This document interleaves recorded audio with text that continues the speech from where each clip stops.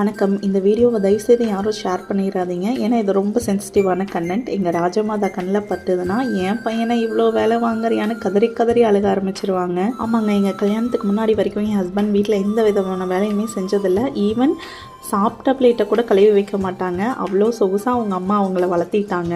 எங்கள் கல்யாணத்துக்கு அப்புறம் பார்த்தீங்கன்னா எங்களை பொறுத்த வரைக்கும் எந்த வேலையாக இருந்தாலும் ஈக்குவலாக ஷேர் பண்ணி தான் பண்ணணும். ஏன்னா சமைக்கிறதோ பாத்திரங்கள் வரதோ வீடு க்ளீன் பண்ணுறதோ பொண்ணுங்க மட்டும்தான் பண்ணணும்னு அவசியம் இல்லை. பசங்களும் இதை தெரிஞ்சுக்கலாம், அவங்களும் கற்று வச்சுக்கலாம். ஏன்னா இந்த வீட்டில் நீங்களும் தானே இருக்கீங்க. ஏன் பொண்ணுங்கன்னா மட்டும் இந்த வேலை எல்லாமே செய்யணும், பசங்க இந்த வேலை செய்யக்கூடாதுன்னு ஏதாவது சொல்லி வச்சுருக்காங்களா என்ன?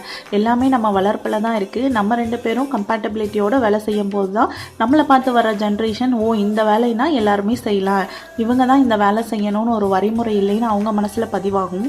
ஆனால் ஒன்று சொல்லிடுவாங்க, ஹவுஸ் ஒய்ஃபாக தானே இருக்க, வீட்டில் தானே இருக்க, 24 மணி நேரம் சும்மா தானே இருக்க, இந்த வேலையை கூட நீ செய்ய மாட்டியான்னு. உங்கள் வீட்டில் எப்படின்னு கண்டிப்பாக சொல்லுங்கள். அடுத்த வீடியோவில் பார்க்கலாம்.